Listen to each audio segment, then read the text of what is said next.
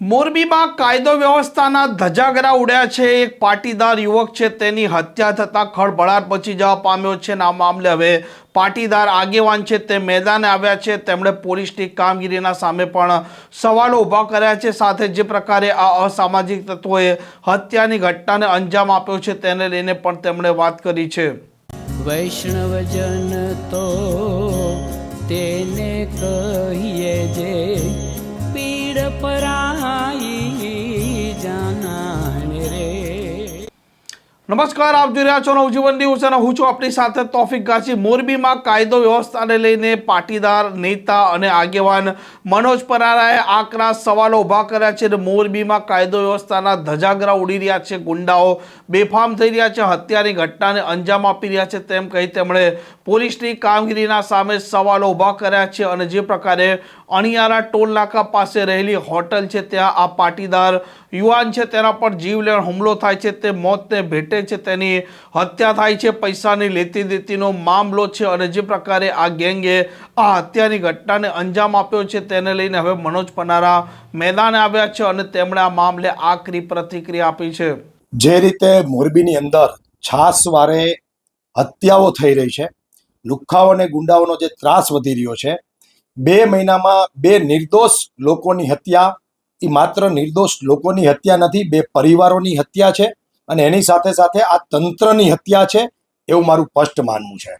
ગઈકાલે જે રીતે ગુંડાઓએ માળિયા તાલુકાના હાઈવે ઉપર અણિયારી ચોકડી ઉપર જે રીતે 5-6 લોકોએ 2 ગૌરક્ષકો, જે લોકો ગાયોની રાહ જોતા હતા ખાટકીઓની કે ટ્રક ભરીને આવી રહી છે કોઈ ખાટકીઓની, અને એની જે રાહ જોતા હતા ટોલ નાકા ઉપર, અને એ ટોલ નાકા ઉપર જ્યારે અચાનક જ 5-6 લોકોએ હુમલો કર્યો અને એ હુમલો ફાઇનાન્સના ધંધા કરનાર લોકોએ કર્યો છે।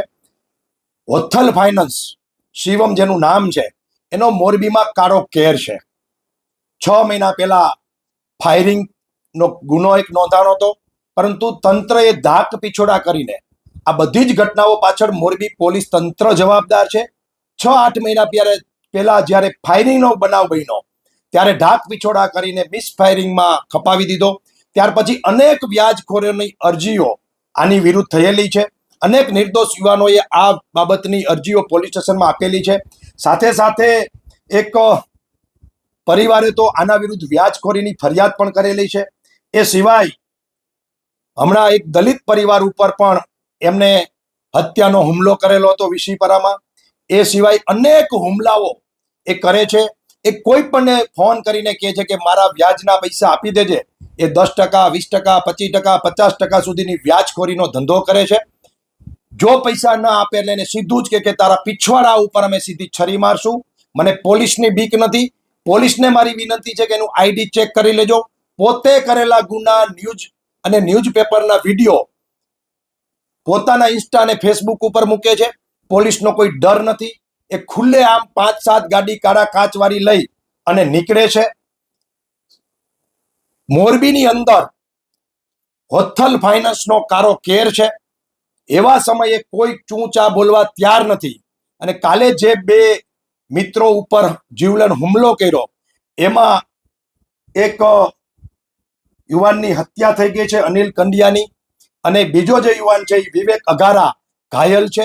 તો મારો સવાલ છે પોલીસ તંત્રને, અને અમને એમ હતું કે અહીંયા નવા આઈજી નિલબિત રાય આવ્યા છે તો આ પ્રકારના ગુનાઓ બંધ થશે, પરંતુ છાસવારે હમણાં જ સોની પરિવારના એક દીકરા ઉપર નજીવી બાબતે છરીનો હુમલો થયો અને એની હત્યા થઈ।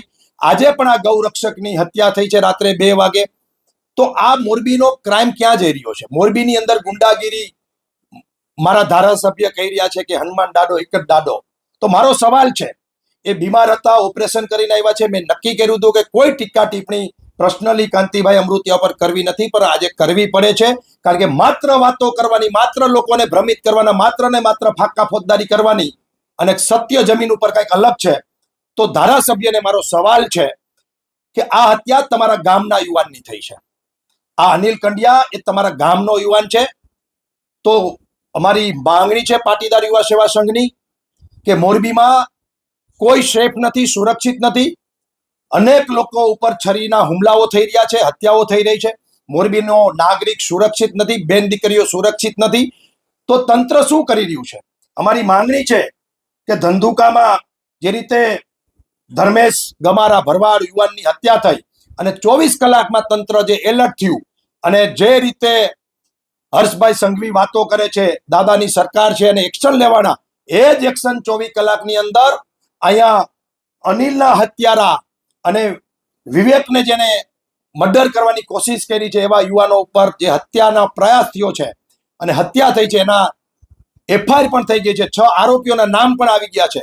તો આ ટોળકીને બાંધમાં લે તંત્ર અને યોગ્ય કાર્યવાહી કરે અને આ સરકારના ધારાસભ્ય અને અહીંના નેતાઓ જાહેરમાં ફાંકા ફોજદારી કરવાનું બંધ કરે. અને મારે મોરબીની જનતાને છેલ્લી અપીલ કરવી છે કે કોઈ ભ્રમિત વાતોમાં આવ્યા વગર 26 તારીખે જે મતદાન કરો એ એવું મતદાન કરો કે તમારી સુરક્ષા માટેનું મતદાન કરો, તમારા હિત માટેનું મતદાન કરો, તમારા બેન દીકરી યુવાનોની સુરક્ષા માટે, તમારી માલ મિલકતની સુરક્ષા માટે મતદાન કરો.